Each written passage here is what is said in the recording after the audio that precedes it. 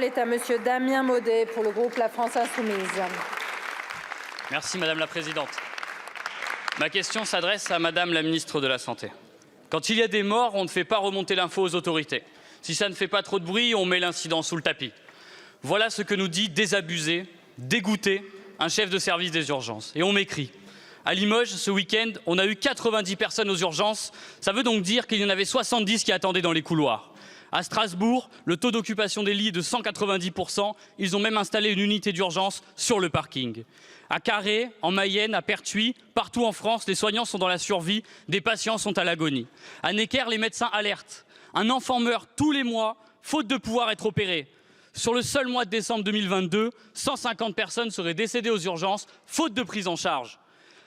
Et alors qu'un médecin déplorait un manque de moyens ce soir-là, hier, le jeune Lucas, 25 ans, est décédé d'une septicémie après une nuit dans un couloir.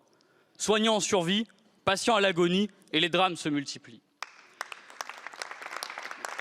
Tu casses, tu répares, tu salis, tu nettoies, assène le Premier ministre. Mais vous, quand est-ce que ça s'applique pour vous? Quand est-ce que vous allez réparer tout ce que vous avez détruit? Parce que si nous en sommes là, c'est de votre faute. Depuis 2017, vous avez supprimé 30 000 lits d'hospitalisation. Entre 2020 et 2022, le nombre d'infirmiers manquants est passé de 60 000 est passé à 60 000. Une multiplication par 8. Vous les dégoûtez, ils partent. Pour les Français, c'est tu casses, tu répares. Mais pour le gouvernement, c'est tu casses et tu continues de casser. Alors que les soignants étouffent. En octobre, vous avez passé par 49.3 4 milliards d'euros d'économies sur leur dos. Les patients s'entassent dans les couloirs, parfois meurent dans ces couloirs, et vous proposez de faire payer encore plus cher l'accès à la santé. Madame la ministre, des gens peuvent décéder seuls sur des brancards, faute de prise en charge, faute de personnel. Alors combien de burn-out, combien de services fermés et combien de drames avant que vous ne réagissiez? Je vous remercie. La parole est à Madame Catherine Vautrin, ministre du Travail, de la Santé et des Solidarités.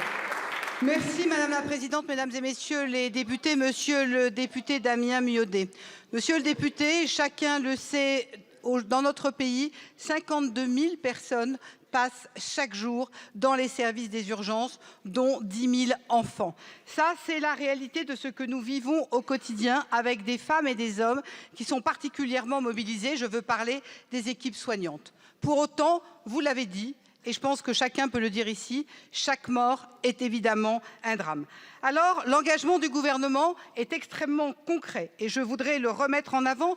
Pas plus tard que la semaine dernière, dans cet hémicycle, le Premier ministre est revenu sur le service d'accès aux soins.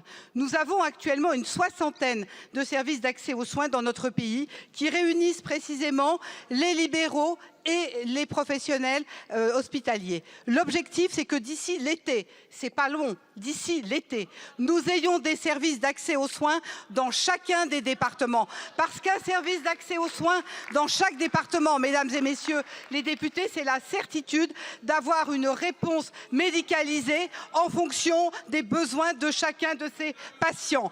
Parallèlement à cela, dès le mois de janvier 24, le gouvernement a mis en place une augmentation des rémunérations pour les gardes et pour les travaux des week-ends. Ça aussi, c'était attendu, c'est aujourd'hui fait. Alors maintenant, ce que nous avons également fait, que je voudrais rappeler ici, c'est le Ségur fonctionnement qui a permis l'accompagnement financier des personnels. Il reste à mettre en place, et je m'y suis engagée dès maintenant, le Ségur investissement, 19 milliards qui répondront aux besoins de soins de suite, aux besoins de lits, parce que c'est ça la mobilisation du gouvernement pour l'ensemble de nos concitoyens. Je vous remercie, Madame la Ministre. Une seconde. Je pense qu'aujourd'hui, vous n'aurez convaincu personne et j'espère que vous irez dire aux soignants... Une seconde. La parole est à Monsieur Aurélien Taché pour le groupe écologiste.